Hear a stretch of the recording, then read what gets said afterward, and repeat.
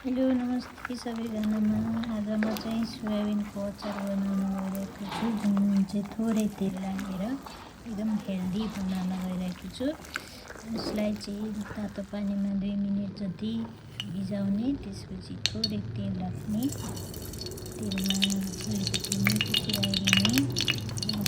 मेथी रातो रातो भएपछि सोयाबिनमा रहेको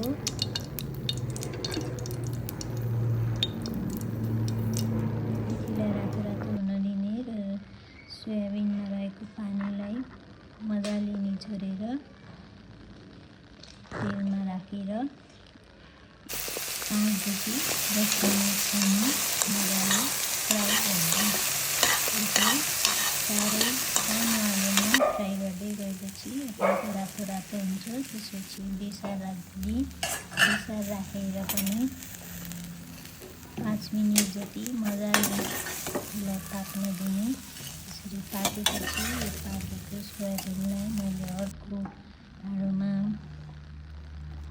हालेँ। त्यसपछि खोर्सानी राख्ने, आफ्नो स्वादअनुसार खोर्सानी राख्ने।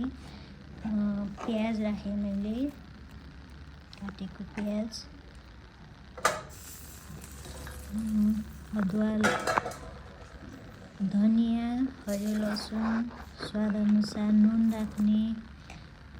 आफूलाई पिरो मनपर्छ भने अझै धेरै धुलो खोर्सानी पनि राख्न सकिन्छ। हामी चाहिँ पिरो कम खाने भएकोले पिरो थोरै मात्रै राखेर बनायौँ। अमिलो राख्ने, स्वादअनुसार नुन राख्ने। त्यसपछि यसमा चाहिँ मैले